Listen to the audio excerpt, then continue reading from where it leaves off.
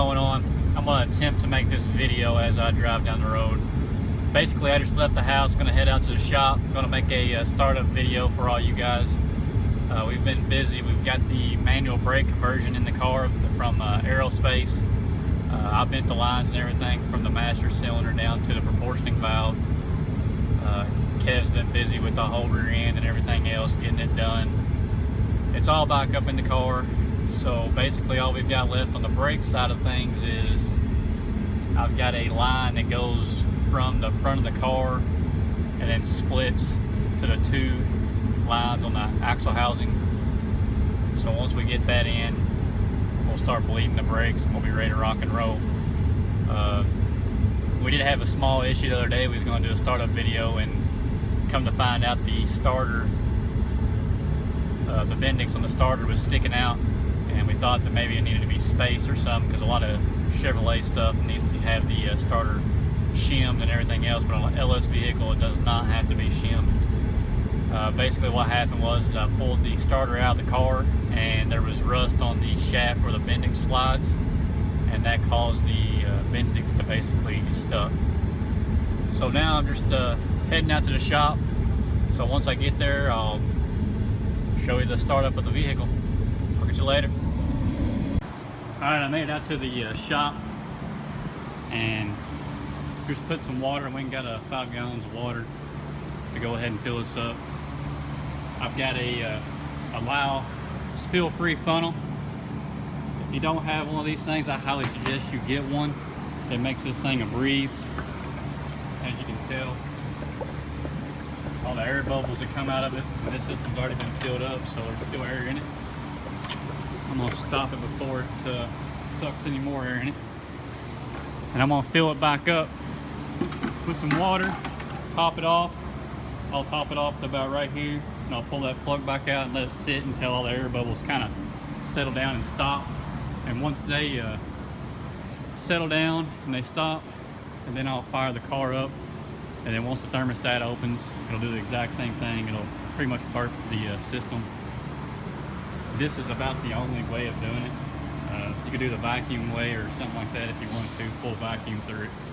But this is a very simple way. So if you don't have this, I highly suggest you going and getting it. I'll put a link down in the description to Amazon for this spill-free allow funnel, and go get you one.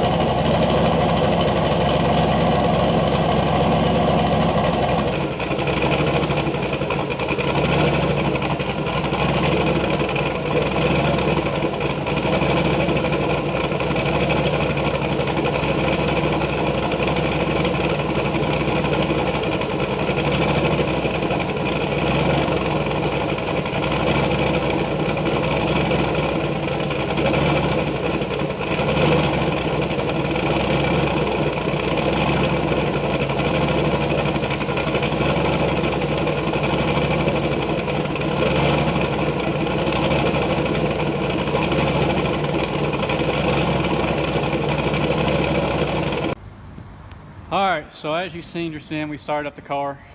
I guess I spoke too soon earlier.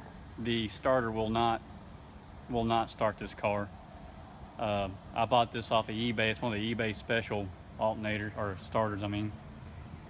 And I paid like 50 bucks for it or something like that last year. Well, and now I won't even turn this car over. The Bendix isn't sticking no more. Which it was last time. We fixed that problem, but now it's not, and it just won't crank it over anymore. the car got warm.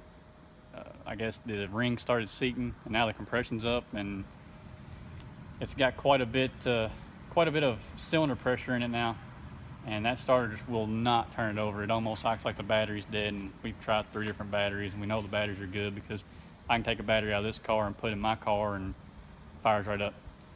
So on that note, I guess we're going to order us one of those Power Master batteries, or my bad, Power Master starters, and try that, and we'll report back.